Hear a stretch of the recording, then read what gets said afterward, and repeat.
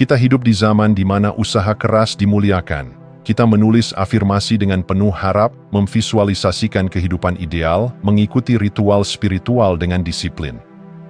Tapi kadang, kenyataan tetap diam membeku, tidak berubah, tidak merespons, seperti dunia tak mendengar. Lalu kita mulai meragukan diri. Apa yang salah dengan saya? Masalahnya bukan pada kurangnya niat, tapi pada ketidaksadaran terhadap frekuensi yang kita pancarkan. Visualisasi dan afirmasi hanya permukaan. Di balik itu, ada getaran lama, getaran ketakutan, kekurangan, luka, dan keraguan yang masih hidup di tubuh. Dan semesta, sebagai cermin getaran, tidak menanggapi apa yang kita inginkan, tapi apa yang kita pancarkan secara konsisten. Tubuh menyimpan sejarahnya, setiap respons emosional, setiap gerak otot, dan bahkan cara kita bernapas mengirimkan pesan ke alam. Ketika kita berkata, saya percaya saya layak, tapi di dalam tubuh masih terasa sempit, waspada, atau defensif, maka frekuensi yang dikirim bukanlah keyakinan, melainkan ketegangan. Inilah mengapa perubahan sejati terasa lambat, bukan karena niat kita kurang kuat, tapi karena tubuh belum diajak bicara. Ia masih memancarkan sinyal dari masa lalu, dari trauma, dari pola yang sudah begitu akrab. Dan sayangnya, alam semesta lebih mempercayai bahasa tubuh kita daripada kata-kata kita. Jadi, bukan tentang seberapa keras kita berusaha di permukaan, tapi seberapa dalam kita selaras di dalam. Realitas bukan reaksi dari keinginan, tapi resonansi dari getaran yang paling stabil. Ketika frekuensi kita masih setia pada luka lama, maka realitas akan tetap setia pada pola lama. Perubahan dimulai bukan dengan menambah ritual, tapi dengan membongkar ilusi bahwa kata-kata cukup. Kita perlu menyentuh tubuh, mendengarkan napas, dan memberi ruang bagi frekuensi baru untuk tumbuh dari dalam, bukan dipaksakan dari luar. Karena realita bukan diubah lewat suara, tapi lewat vibrasi yang sungguh hidup di dalam diri.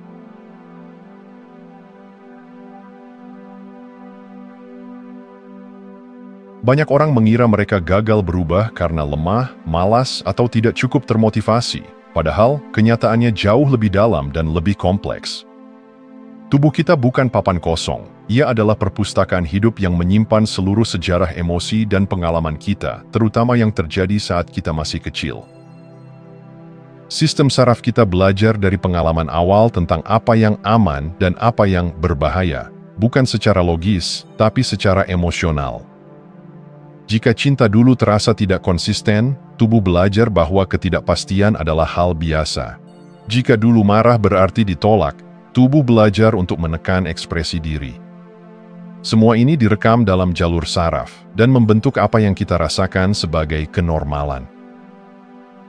Inilah mengapa ketika kita mencoba menciptakan kehidupan baru, relasi yang sehat, kelimpahan finansial, rasa percaya diri, tubuh justru menolaknya. Bukan karena sabotase, tapi karena kesetiaan. Tubuh lebih memilih rasa tidak nyaman yang familiar daripada kenyamanan yang terasa asing. Rasa takut, cemas, atau bahkan rasa bosan seringkali bukan tanda kegagalan, tapi tanda bahwa kita sedang menyentuh batas program lama. Frekuensi lama bukan sekadar kebiasaan mental, ia hidup di dalam sistem saraf. Dalam cara jantung berdetak, cara otot berkontraksi, cara kita refleks menahan napas saat tegang. Semua ini adalah kode lama yang masih aktif dan mempengaruhi pilihan kita, bahkan tanpa kita sadari. Jadi perubahan sejati bukan tentang melawan tubuh, tapi mengajaknya bicara. Menyentuh luka-luka lama dengan kelembutan, bukan kemarahan. Memberi tubuh pengalaman-pengalaman baru yang pelan-pelan menulis ulang rasa aman yang lebih sehat. Inilah yang akan menciptakan frekuensi baru, bukan dari tekanan, tapi dari kasih sayang terhadap diri sendiri. Ketika kita memahami bahwa pola lama bukan musuh, tapi pelindung yang kelelahan, kita bisa mulai mengarahkannya ke arah baru. Bukan dengan paksa, tapi dengan pelan-pelan membangun zona aman baru di dalam diri. Sebab hanya tubuh yang merasa aman yang bisa menerima kemungkinan baru sebagai kenyataan.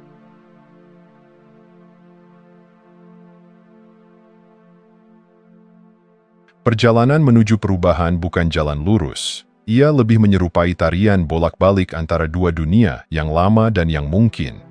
Di satu sisi, ada diri lama yang akrab, meskipun penuh luka. Di sisi lain, ada versi diri yang baru, ringan, dan penuh harapan, namun belum sepenuhnya terasa nyata. Setiap kali kita mencoba melangkah ke frekuensi yang lebih tinggi, masa lalu sering menarik kita kembali, bukan karena kita gagal, tapi karena sistem saraf kita sedang berusaha menyesuaikan. Ia belum yakin apakah dunia baru ini benar-benar aman. Maka muncullah keraguan, reaksi impulsif, atau bahkan kecemasan yang tampak tak masuk akal. Ini bukan kemunduran, tapi bagian dari proses integrasi. Realitas lama hadir lewat suara-suara dalam kepala. Siapa kamu pikir kamu ini? Atau, nanti juga gagal lagi. Ia menyelinap lewat kecenderungan untuk menarik diri, menunda, atau kembali ke pola reaktif. Ia terasa berat, namun sangat dikenal. Tubuh menganggapnya rumah. Sementara itu, kemungkinan baru muncul seperti angin segar, sebuah ilham tiba-tiba, rasa lapang dalam dada, atau dorongan untuk mencoba sesuatu yang selama ini ditunda. Tapi karena belum akrab, tubuh bisa merespons dengan canggung. Kadang kita menyabotase momen-momen kejelasan itu hanya karena takut kehilangan yang lama. Transisi frekuensi bukan tentang bergerak dari titik A ke B, tapi tentang belajar menari di antara dua getaran. Belajar menyadari saat kita tertarik kembali ke pola lama tanpa menghukum diri, dan tetap memilih untuk membuka ruang bagi versi diri yang lebih selaras. Maka, ketika rasa ragu datang, jangan buru-buru menyimpulkan bahwa kamu salah jalan. Bisa jadi itu hanya realitas lama yang mencoba bertahan. Dan ketika momen ringan datang, walau singkat, rayakan. Itu adalah kilasan dari masa depan yang mungkin. Biarkan tubuh mengenalnya perlahan, sampai suatu hari ia berhenti terasa asing dan mulai terasa seperti rumah baru.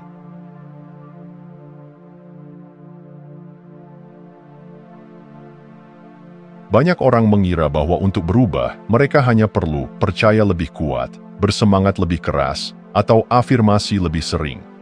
Tapi tubuh tidak tergerak oleh semangat semata, ia bergerak oleh keselarasan. Dan keselarasan bukan soal apa yang kamu katakan, tapi bagaimana seluruh sistem dirimu bergetar dalam satu nada. Kita bisa mengucapkan, saya cukup 1000 kali sehari. Tapi jika di dalam dada masih ada ketegangan, di perut masih ada rasa cemas, dan di napas masih ada keterburu-buruan, maka tubuh tidak akan percaya. Kalimat itu akan terdengar seperti kebohongan yang manis. Bukan karena kita tidak tulus, tapi karena frekuensinya belum selaras. Coherence terjadi saat pikiran, emosi, dan tubuh menyampaikan pesan yang sama. Tidak ada yang menarik ke arah berlawanan. Tidak ada yang mencoba mengalahkan yang lain. Ada harmoni diam yang terasa dalam tubuh, seperti air yang tenang, bukan karena tak bergerak, tapi karena seluruh arusnya mengalir searah. Inilah mengapa perubahan yang dalam sering terasa lembut, bukan meledak-ledak. Bukan datang dari usaha lebih keras, tapi dari keberanian untuk berhenti menekan bagian-bagian diri yang dianggap lemah. Untuk memberi ruang bagi tubuh merasa aman, pikiran merasa jelas, dan hati merasa tenang tanpa harus berkonflik satu sama lain. Keselarasan sejati tidak terlihat dari seberapa keras kita meyakinkan dunia bahwa kita bahagia. Tapi dari seberapa damai kita bisa duduk dalam diam tanpa perlu membuktikan apa-apa. Dari cara kita bernapas tanpa terburu-buru. Dari cara kita merespons tekanan tanpa kembali ke pola lama. Ketika tubuh percaya pada getaran baru, semesta pun ikut merespons. Karena alam tidak menanggapi kata-kata, tapi sinyal. Dan sinyal terkuat selalu datang dari keselarasan batin yang tenang, stabil, dan jujur. Maka, pekerjaan kita bukan menciptakan semangat palsu, tapi membangun nada yang jujur dan membiarkannya bergema ke seluruh realitas.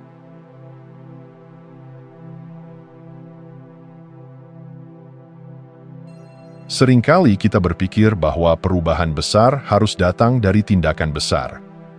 Tapi tubuh tidak bekerja dengan logika kejutan. Ia bekerja dengan pengulangan. Dan bukan pengulangan yang keras atau dramatis, tapi yang lembut, netral, dan konsisten. Inilah kunci untuk mengatur ulang frekuensi lama yang telah hidup terlalu lama di dalam diri kita. Frekuensi lama bertahan bukan karena kita menginginkannya, tapi karena kita tanpa sadar terus memberinya energi. Setiap kali kita terpancing oleh ketakutan lama, reaktif pada pola yang sama, atau merasa gagal dan langsung menyerah, kita sedang menghidupi vibrasi yang ingin kita tinggalkan. Tanpa sadar, kita memberi makan pada sinyal lama. Disinilah kekuatan napas sadar memainkan perannya. Satu tarikan napas yang dalam dan penuh kesadaran bisa menjadi penanda bahwa kita berhenti memberi energi pada pola lama. Napas bukan sekadar kebutuhan biologis, tapi gerbang untuk mengakses sistem saraf yang lebih tenang. Setiap kali kita sadar bernapas, tubuh merasa ada pilihan baru, dan itu adalah awal dari reset frekuensi. Tapi tidak berhenti di situ. Netralitas adalah medan yang paling subur untuk perubahan, bukan positif berlebihan, bukan negatif berlarut-larut, netral, diam di tengah, tidak terseret gelombang emosi, tapi juga tidak menekannya. Netralitas memberi ruang untuk memilih, untuk mengamati, untuk hadir, dan dari kehadiran itulah vibrasi baru mulai tertanam. Bayangkan jika dalam sehari, 10 kali saja kita sadar bernapas dan kembali ke netral, bukan dengan terburu-buru mengubah perasaan, tapi cukup hadir. Itu jauh lebih kuat daripada 1 jam afirmasi yang diucapkan sambil tubuh masih tegang, karena yang membentuk frekuensi bukan kata-kata, tapi keadaan batin yang konsisten. Perubahan sejati adalah akumulasi dari momen-momen kecil di mana kita berhenti menghidupi yang lama dan memilih untuk hadir. Di setiap helaan napas sadar, tubuh belajar bahwa ada pilihan selain bertahan. Dan dari pilihan kecil yang diulang dengan tenang, realitas baru mulai terbentuk, tanpa paksaan, tanpa gegap gempita, tapi sangat nyata.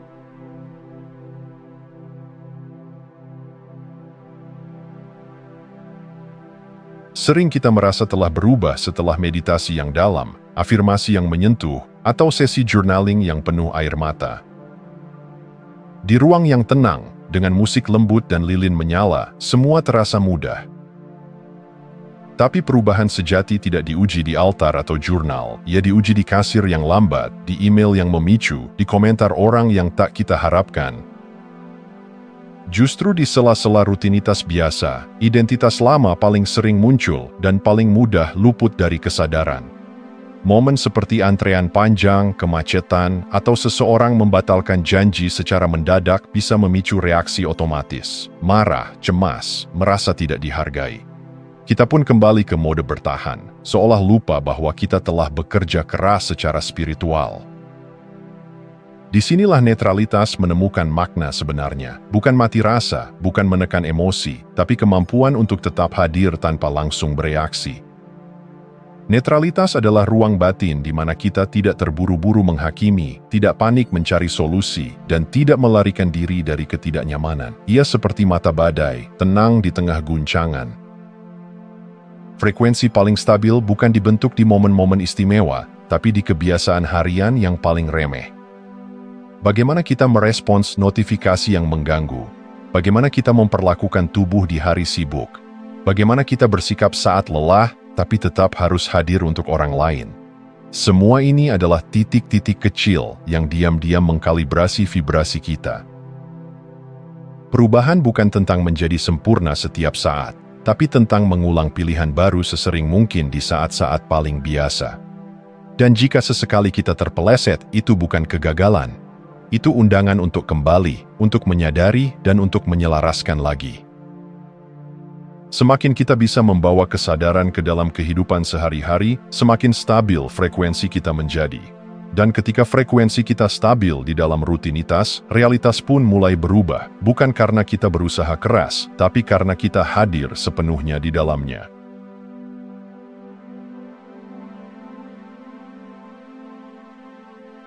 Kita bisa menipu pikiran, berpura-pura optimis, mengucapkan kata-kata positif setiap hari. Tapi ada 3 aspek dalam hidup yang hampir mustahil untuk dibohongi: relasi, uang, dan tubuh. Ketiganya tidak beroperasi berdasarkan harapan, melainkan vibrasi. Mereka adalah cermin sejati dari frekuensi terdalam yang kita pancarkan, tanpa sensor, tanpa basa-basi.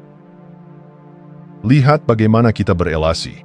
Apakah konflik yang sama terus terulang meski pasangan atau situasinya berganti? Itu bukan kutukan, tapi pola. Pola yang dipancarkan oleh sistem saraf yang belum merasa aman untuk membuka diri, menetapkan batas sehat, atau menerima cinta tanpa rasa takut. Hubungan mengungkapkan luka yang belum selesai. Mereka bukan hukuman, melainkan undangan untuk menyembuhkan frekuensi yang masih memanggil pengalaman lama. Begitu juga dengan tubuh. Ia bukan mesin yang hanya merespons makanan dan olahraga. Ia adalah makhluk hidup yang peka terhadap sinyal emosi. Tubuh yang terus dalam mode siaga, tegang, lelah, sulit tidur, bukan hanya kelelahan fisik. Ia sedang memberitahu bahwa sistem saraf kita belum sering mengalami rasa aman yang konsisten. Kesehatan sejati tidak hanya dibangun dari luar, tapi dari dalam iklim batin yang tenang dan tidak terus-menerus merasa terancam. Dan uang, ia sering jadi topik yang sensitif, penuh tekanan, dan emosional. Tapi uang bukan musuh. Ia adalah bentuk energi, dan ia mengalir ke tempat yang terbuka, tidak takut, dan merasa layak. Ketika kita beroperasi dari rasa takut akan kekurangan, meski bekerja keras sekalipun, vibrasi itu membatasi alirannya. Tapi ketika keadaan batin menjadi lebih santai, terbuka, dan percaya, uang sering datang bukan karena kita mengejarnya, tapi karena kita menjadi medan yang siap menerimanya. Relasi, uang, dan tubuh tidak berbohong. Mereka memantulkan sinyal yang kita pancarkan tanpa sadar. Maka jika kita ingin mengubah ketiganya, kita perlu berhenti menyalahkan dunia luar dan mulai menyelaraskan dalam. Bukan dari tempat menyalahkan diri, tapi dari tempat penuh kelembutan. Oh, mungkin aku belum merasa aman. Dan dari sanalah perubahan sejati mulai mengalir, tanpa drama, hanya vibrasi baru yang lahir dari kejujuran dan penerimaan.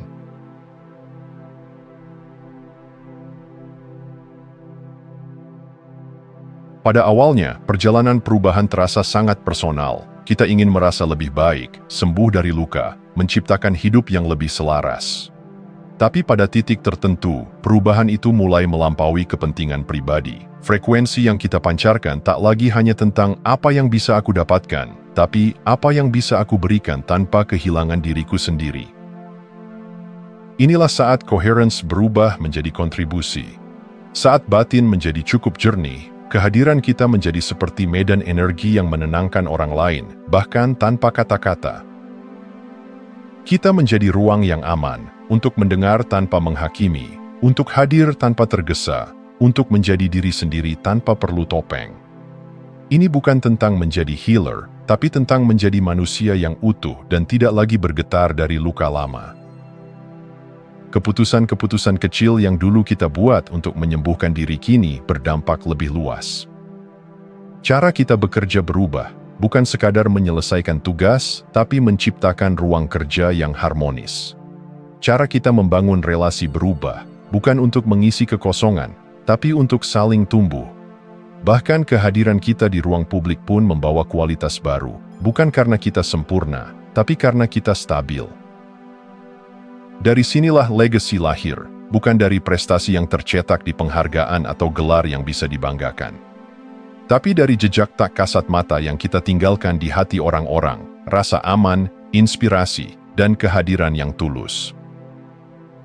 Transformasi pribadi yang konsisten menciptakan efek riak, mengubah keluarga, komunitas, dan mungkin suatu hari dunia, bukan lewat teriakan, tapi lewat vibrasi. Inilah tujuan akhir dari semua proses ini, bukan menjadi lebih spiritual, tapi menjadi lebih hadir, bukan sekadar mengejar versi ideal diri, tapi menciptakan medan tempat orang lain juga bisa bertumbuh. Pelayanan sejati lahir bukan dari pengorbanan, tapi dari kelimpahan batin. Dan saat kita hidup dari frekuensi ini, hidup tak lagi tentang pencapaian pribadi, tapi tentang warisan energi yang menginspirasi kehadiran yang lebih sadar di dunia ini. Terima kasih sudah menonton. Jangan lupa like, komen, dan subscribe untuk dukung channel ini terus berkembang. Sampai jumpa di video selanjutnya.